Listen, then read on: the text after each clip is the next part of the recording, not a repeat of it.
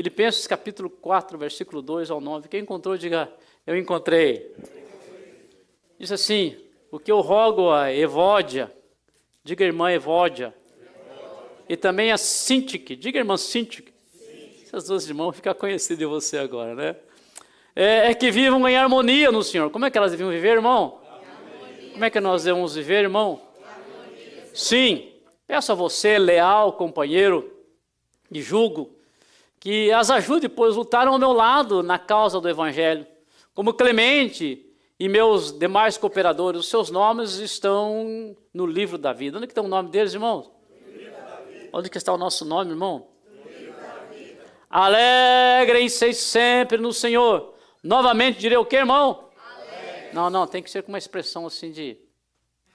Diga, alegrem-se. Seja a amabilidade, repita essa palavra, amabilidade, de vocês conhecida por todos. Perto está o Senhor. Quem que está perto? Não andeis ansiosos por coisa alguma, mas em tudo, pela oração e súplica, e com ação de graça, apresente seus pedidos a Deus. E a paz de Deus, que excede todo entendimento, guardará o coração e a mente de vocês em Cristo Jesus. Finalmente, irmãos, tudo que for verdadeiro, diga verdadeiro. Tudo que for nobre, diga nobre. Tudo que for correto, grite correto. Tudo que for puro, diga puro. Tudo que for amável, tudo que for boa fama. Se houver algo excelente ou digno de louvor, pense nisso. Põe em prática, diga prática. Tudo que vocês aprenderam e receberam, ouviram e viram em mim. E o Deus da paz... Não, irmão, você está perdido. E o Deus da paz... O Deus da paz... Feche a sua Bíblia. Me dê aí alguns minutos da sua atenção. Promessa, como sempre, é que você breve, nesta manhã, liberar você para que você possa sair para o seu almoço. Quero lembrar que a palavra de hoje é uma continuação da semana passada.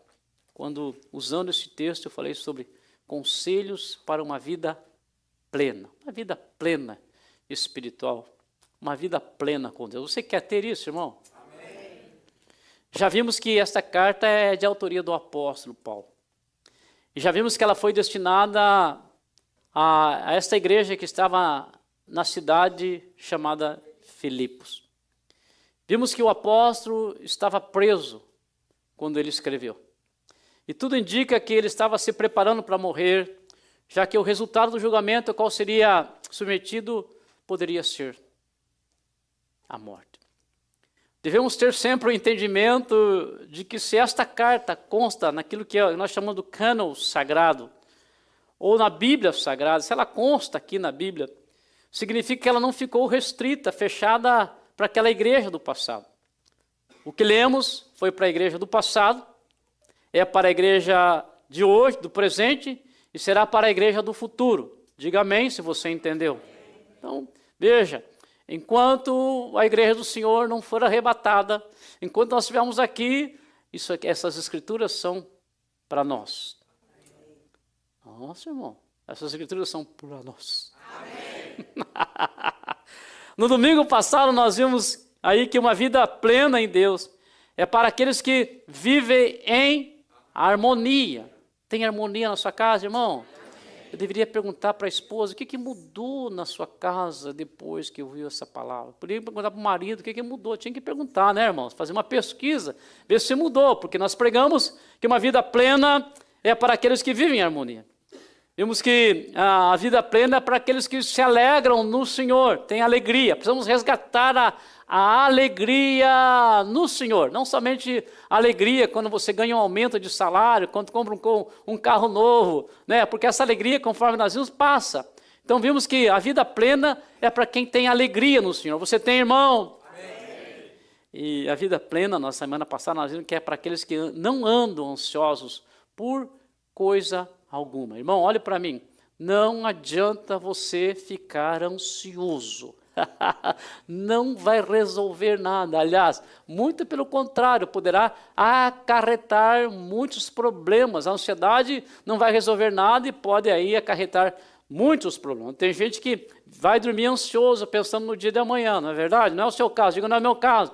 Mas tem gente que está ansioso aí para mês que vem, pelo ano que vem, 2026, escute. E tudo aquilo que você, os motivos pelo qual você fica ansioso, nem tudo vai acontecer. É provado isso, que você se preocupa com coisas que nunca vão acontecer na sua vida. Então não fique ansioso, diga amém.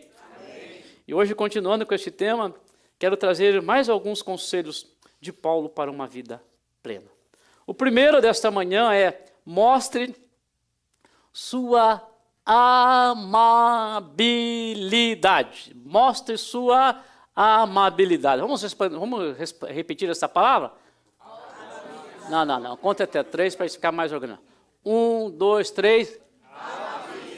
Mostre a sua amabilidade. Antes de continuar, me permita trazer uma definição desta palavra, que é para o maior entendimento da mensagem nesta manhã. A amabilidade é a qualidade de ser amável, caracterizada por empatia, respeito e confiança nos relacionamentos interpessoais. A amabilidade implica em compreender, preste atenção, compreender, apoiar e tratar os outros com bondade e consideração. Quando eu li isso aqui, já vi que tem tudo a ver com você, diga amém. Colocando-se no lugar deles, mas sem negligenciar as próprias necessidades. Meus amados e meus queridos irmãos, ao ver o significado desta palavra, não tem como não ligar seu sentido a um estilo de vida que o cristão deve ter. E Paulo aqui no texto diz que esta amabilidade, ela deve ser conhecida por todos. Quer dizer, tem que se exteriorizar, tem que ser mostrada. Então veja, tem que ser conhecida. A ideia, irmãos, é que, escute, as pessoas têm que ver. Quero que você saiba que esse pensamento de que o que mais importa é o que está no coração, olha para mim, não aplica na amabilidade. Porque segundo o que nós aprendemos aqui, ela tem que ser conhecida. Porque tem gente, é o seguinte, que usa essa questão. Não, o que importa é o meu coração. Já viu gente assim? Levanta a mão e diga, eu já vi, irmão. Não aqui, já viu aí? O que importa é meu coração. E aí se esconde atrás disso para fazer coisas erradas. Não, o que importa é meu coração. Ele se esconde atrás disso para tomar atitudes que não devia tomar. Agora, nessa questão aqui, na amabilidade, não aplica essa questão de estar no coração. Porque é para ser conhecida. Ela deve ser exposta. Ela precisa, escute, ser testemunhada. Quem está em sua volta precisa ver a amabilidade. Quem entendeu até aqui, levanta a mão e diga, eu entendi. Meus irmãos, se temos Jesus como nossa maior referência, temos que ser amáveis. Diga amém para isso. Amém. E aprendendo com Jesus sobre a amabilidade, nós vamos entender que ela não é sinônimo de fraqueza. A amabilidade não é sinônimo de fraqueza. A amabilidade, aprendendo com Jesus, não é sinônimo de frouxidão. Não é sinônimo de falta de personalidade. Escute, aprendendo com Jesus sobre a amabilidade, nós vamos entender que não é sinônimo de permissividade. Os exemplos de Jesus nos mostram que é possível ser amável, sem perder nossa identidade e sem negociar nossas convicções. Quem entendeu, levanta a mão e diga, eu entendi. Fato é, meu amado, meu querido irmão, que a amabilidade, no sentido de compreender, de apoiar, de tratar os demais com bondade e consideração, de ter empatia, deve ser uma marca na vida do verdadeiro cristão. E você não entendeu porque você não disse amém, e eu vou repetir até que todos digam amém. Fato é, meu amado, meu querido irmão, que a amabilidade, no sentido de compreender, de apoiar, de tratar os demais com bondade e consideração, de ter empatia, deve ser uma marca na vida do verdadeiro cristão. Amém. Escute, vale lembrar que a amabilidade pode salvar um casamento, irmãos. Já que alguns maridos pensam que exercer autoridade dentro de casa é ser mal educado, é ser grosseiro. Quem entendeu, diga amém. Diga, não é o caso dos maridos dessa igreja. Mas por aí, escute, de repente, se o marido se tornar mais amável com a esposa, de repente vai resolver a crise pela qual o casamento está passando, vai evitar uma separação e vai salvar um casamento. A amabilidade pode salvar um casamento, porque algumas esposas, não é o caso das irmãs aqui da New Life, digam amém, irmãs. Escute, algumas esposas, sem amabilidade, acham que os maridos têm que aguentar a sua falta de educação e as suas grosserias.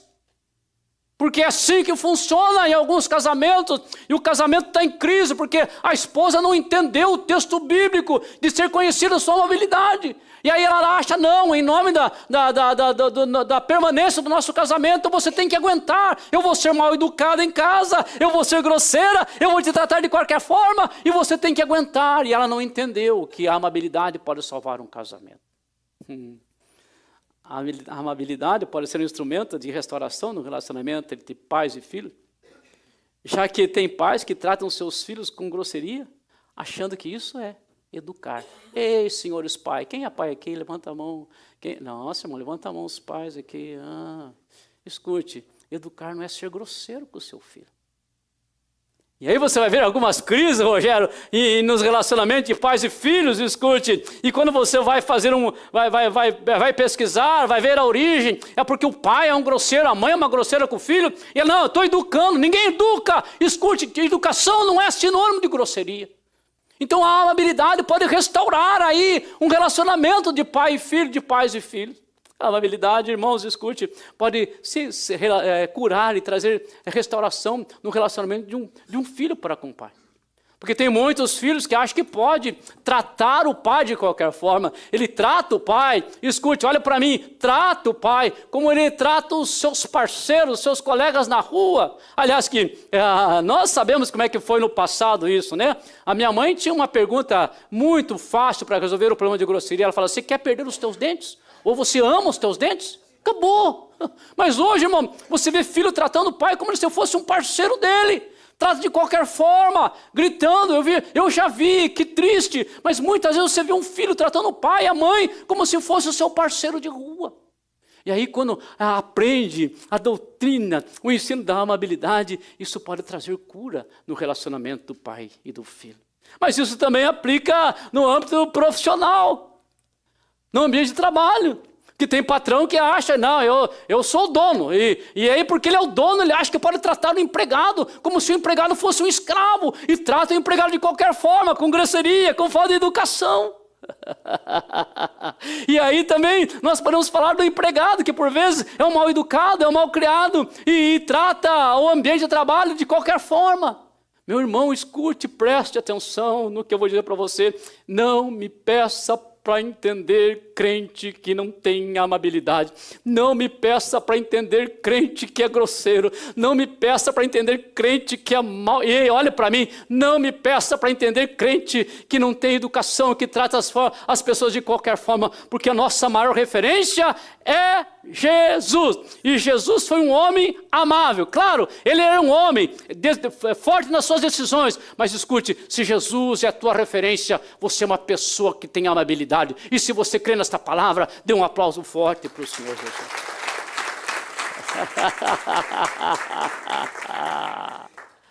Quando eu cito Jesus, eu me lembro daquele texto, já preguei aqui semana passada, eu acho, já citei ele.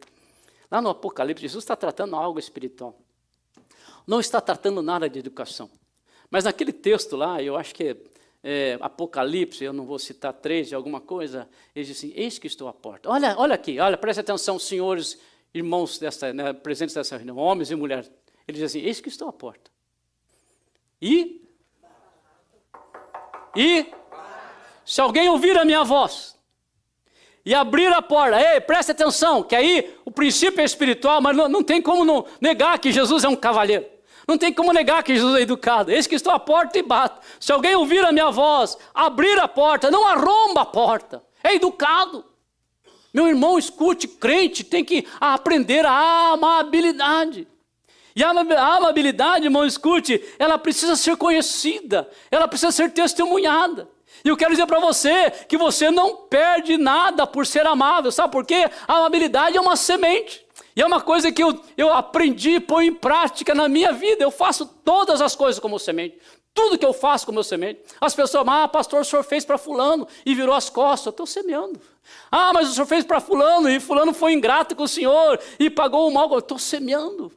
E aí, meus irmãos, a amabilidade consta nisso, sabe por quê? Você semeia, e quando você semeia, você não colhe. Escute, alface você colhe em 3 meses, eu acho, não sei, os agricultores têm que me responder isso, mas tem semente que demora mais. O fato é que quando você lança a semente da amabilidade, você colhe. Lembra do ensino de Jesus?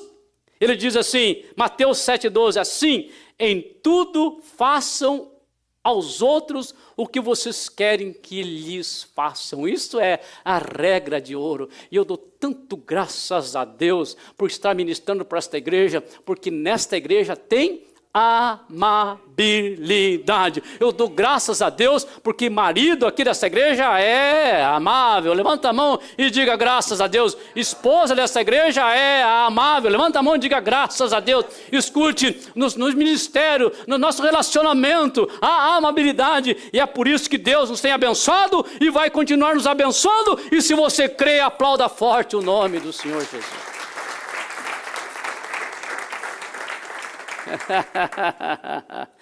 Repita a amabilidade. E vá para sua casa para ser amável. Quem entendeu, diga eu entendi.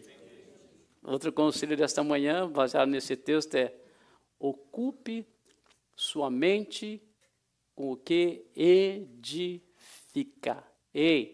Ocupe sua mente com o que edifica. Peguei a água e esqueci de tomar.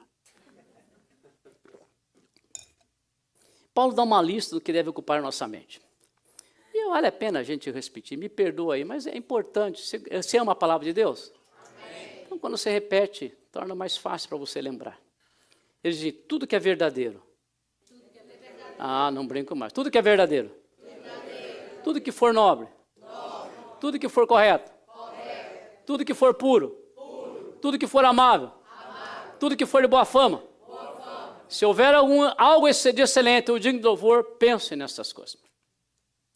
Eu li esse mesmo texto numa versão que nós não usamos, uma outra Bíblia que não é a nossa, que é o que nós conhecemos como linguagem de hoje. Lá na Bíblia linguagem de hoje diz assim, esse mesmo texto: por último, meus irmãos, encham, preste atenção, por último, meus irmãos, encham a mente de vocês com tudo que é bom e merece elogio. Isto é, tudo que é verdadeiro, digno, correto, puro, agradável e decente. Fato é, irmãos, que a ideia é ter a mente ocupada com o que edifica. Ocupar a mente com coisas positivas. Ocupar a mente com o que é saudável. Meu amado e meu querido irmão, incluindo aqueles que vão ver seu time perder nesta tarde, e eu espero que perca, e se for possível uma goleada, ou que já viu perder, não sei, né? Mas escute, a mente humana, ela funciona como um depósito. Um lugar onde você pode armazenar coisas. E você escolhe o que você vai armazenar, o que você vai estocar, e o que você vai, escute, guardar na sua mente. E o que você estocar, guardar, armazenar, vai determinar as suas ações e as suas atitudes. O que está na sua mente, escute, vai se exteriorizar, vai sair para fora, vai se tornar visível e público em algum momento. Por isso eu gostei da expressão da linguagem de hoje: encham a mente de vocês. Porque quem enche a mente do que é bom, vai transmitir coisas boas. Quem enche a mente do que é ruim, vai transmitir somente coisas negativas. As ações, as palavras, as atitudes, a maneira de proceder de alguns mostram que suas mentes estão cheias daquilo que não presta.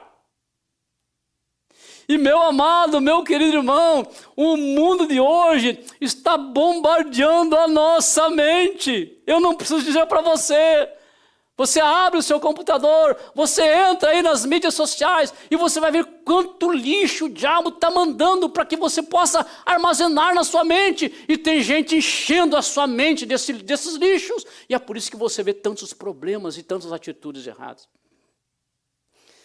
Em contrapartida, quem tem a mente transformada por Cristo, conforme o que está escrito em Romanos, capítulo 12. Em contrapartida, escute, quem enche a sua mente do que é bom, pensa nas coisas do alto, conforme o ensino bíblico de Colossenses, capítulo 3, 2. Em contrapartida, escute, quem tem a mente de Cristo, conforme 1 Coríntios, capítulo 2, versículo 16, por onde passa, transmite coisas positivas. Quando fala, quem tem a mente, irmão, cheia da palavra de Deus, quem ocupa a sua mente com coisas positivas, por onde passa, traz cura. Quando alguém está com a mente cheia de Deus, quando ela fala, as suas palavras trazem cura. Quem entendeu, diga amém. Quem enche a sua mente do que edifica, quem tem mente cheia da palavra de Deus, quem está com a mente, escute, tomada pelos ensinos de Cristo, é um instrumento de paz e harmonia e influencia os ambientes negativos ao invés de ser influenciado por eles. Meu amado, meu querido irmão, eu dou graças a Deus por esta igreja, porque escute, esta igreja é uma igreja que está com a mente cheia dos ensinos de Cristo, cheio da palavra de Deus. Nós não armazenamos coisa negativa. Vai dizendo amém, por favor. Não armazenamos coisa negativa. É por isso que, escute, dá gosto se encontrar com um irmão desta igreja, com uma irmã desta igreja. Por onde passa, por onde chega, está exalando o amor de Cristo. Traz cura, abre a boca e traz cura. E se isso é verdade, dê um aplauso forte para o Senhor Jesus. Quem entendeu a palavra até aqui, está acordado, levanta a mão direita. Diga, eu entendi e estou acordado. Não parece, levanta a mão direita. Diga, eu entendi, estou acordado. Aleluia, foi dormir tarde ontem, irmão. Aleluia, glória a Jesus. Estamos falando aí de conselhos para uma vida plena, usando o texto de Paulo. Terceiro, confie na proximidade ou na companhia ou na presença de Jesus. Paulo, nesse texto, você vai ver na sua casa, dá conselhos relacionados à alegria, que nós já falamos aqui.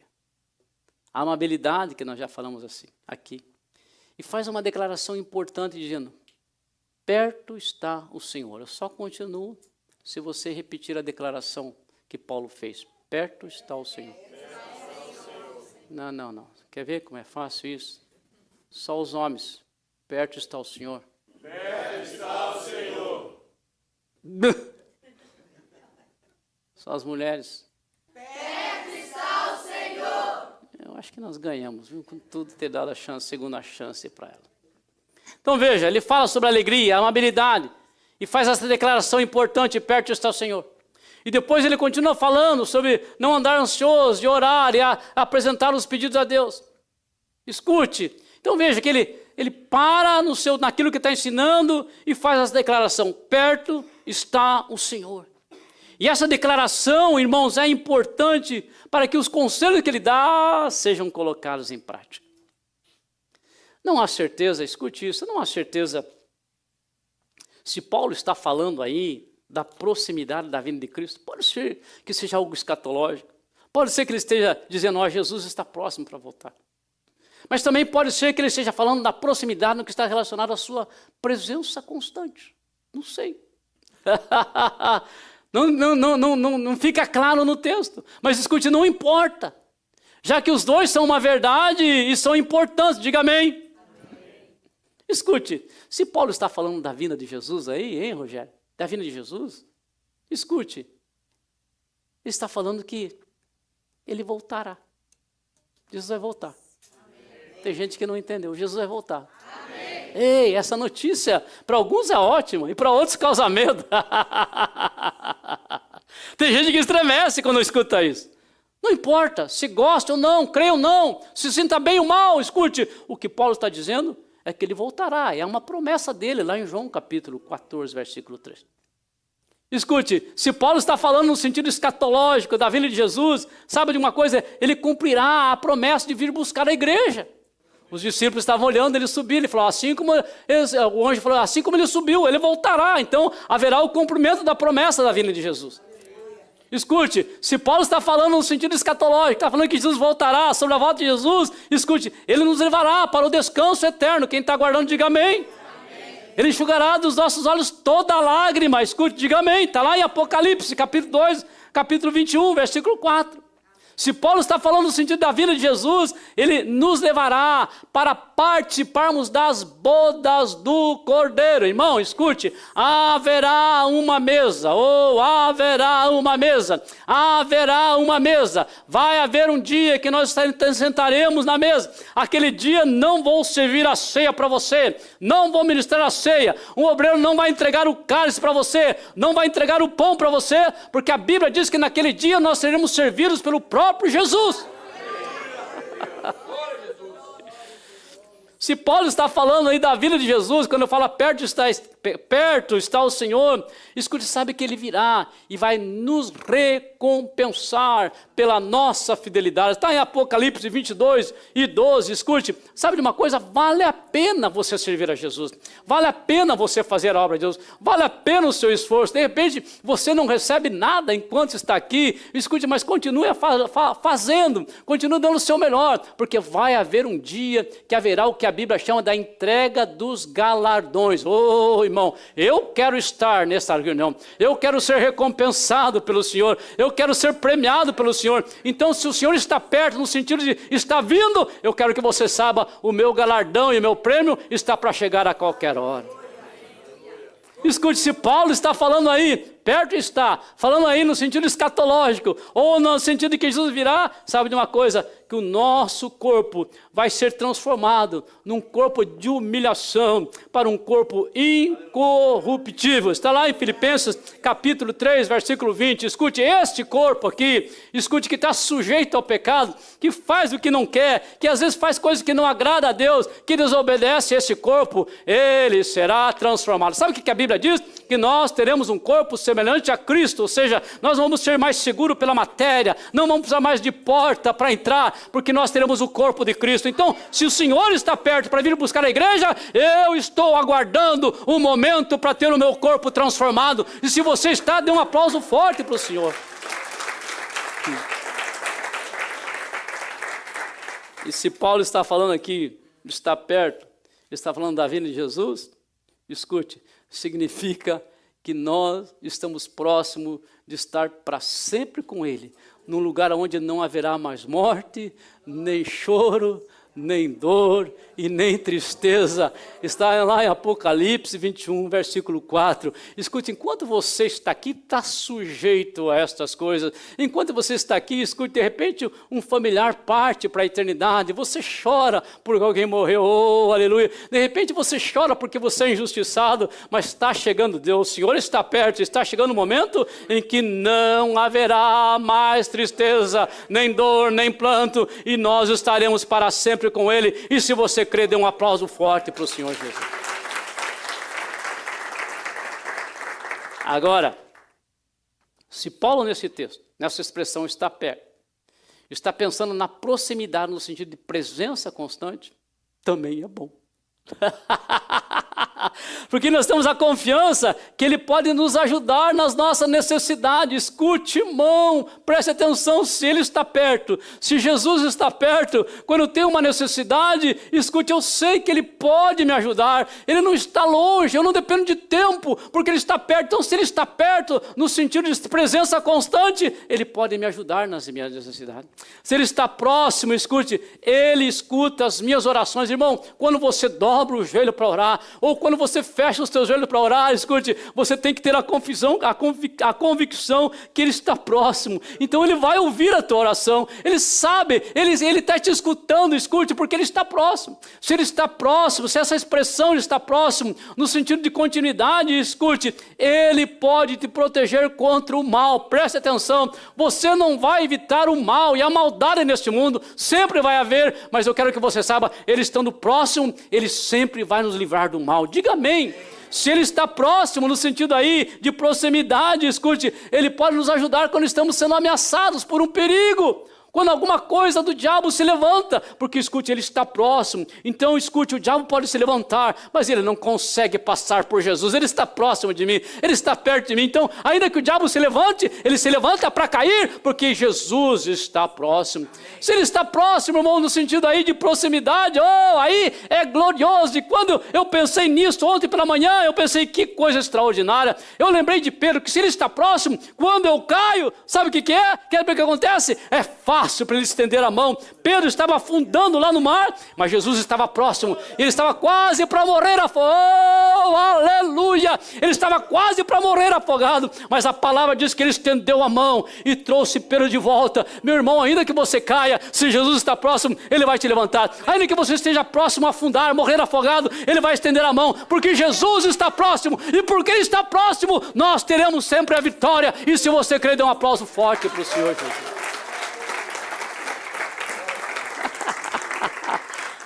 Por que você não levanta a mão agora, irmão? Ele está próximo de você. O que você for falar agora, ele vai ouvir, porque ele está próximo. Então levante a tua mão e diga alguma coisa para ele. Adore a ele, glorifique a ele. Ele está do seu lado. O texto bíblico diz: próximo está o Senhor, e ele está aqui nesta manhã. Aleluia.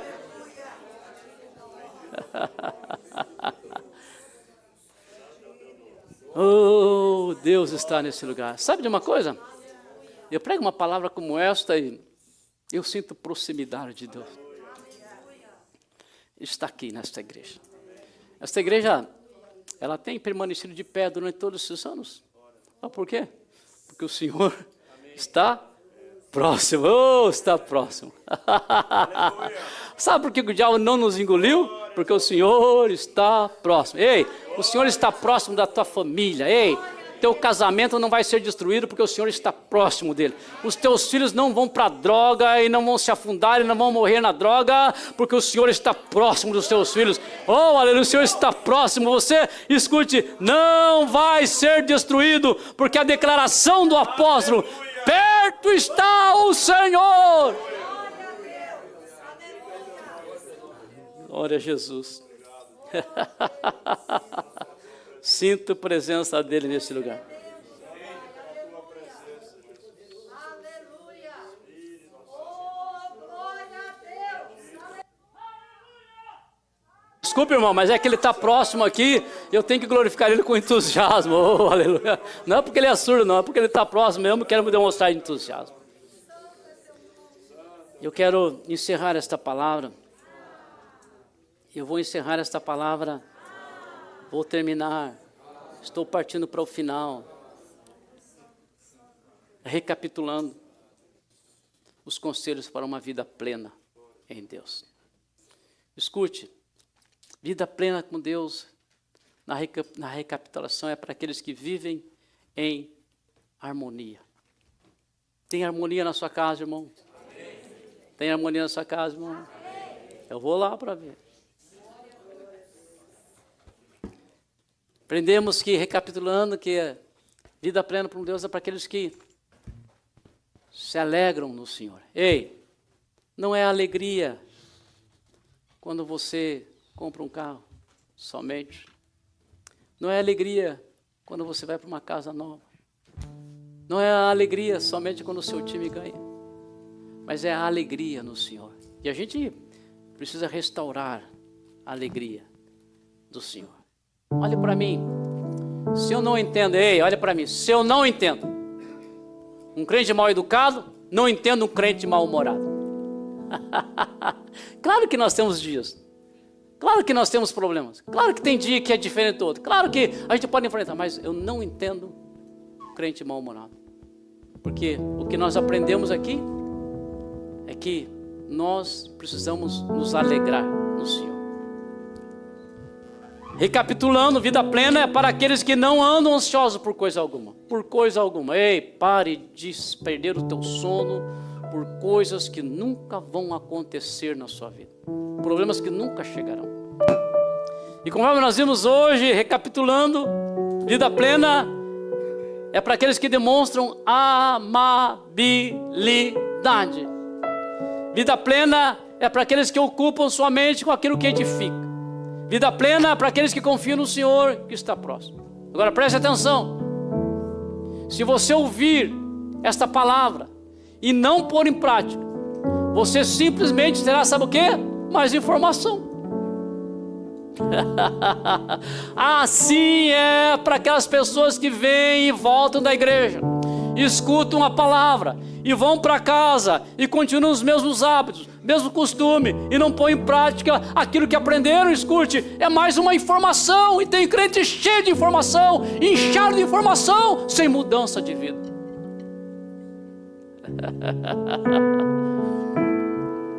E a palavra diz que é bem-aventurado aqueles que ouvem e praticam. Ouvem e praticam. Vão pôr em prática. Você tem que sair aqui nesta manhã, quando você virar as costas para esse santuário, você tem que, eu aprendi a palavra de Deus, vou começar a pôr em prática. Então não vai mudar nada na sua vida. Eu quero orar nesta manhã. Vamos nos colocar em pé. Quero orar. Quando eu preparo uma palavra como essa, escute, eu vou dar um seminário aqui, um curso para quem prega. Uma das coisas que eu vou abordar nesse seminário é que pregação não é uma demonstração de boa comunicação. Tem gente que se equivoca e pensa que pregar é mostrar o quanto ele tem capacidade para se comunicar. Isso é uma mentira, porque nós pregamos, sabe para quê? Para transformação de vida. Então, o que eu preparei nesta manhã, o que eu tenho preparado durante esses dias é para que você seja transformado. Tem que haver uma mudança. Irmão, escute, você não pode sair deste culto do jeito que você entrou. Tem que haver uma mudança. Eu quero orar para que Deus possa te capacitar, te dar força. O que você precisa fazer? Qual é a tua parte nessa questão? O que você precisa praticar? Eu quero orar para que você comece a hoje. Deus te dê força. Você crê no poder do Espírito Santo? Então nós vamos cantar. Enquanto nós cantamos, se Deus falou com você durante essa palavra, sai do seu lugar. Vem aqui correndo, mas é rápido, muito rápido. Vem aqui, se Deus falou com você, vem aqui, eu quero orar por você. Lutamos com a marcha. Deus falou com você em alguma parte dessa palavra, vem aqui correndo. É agora.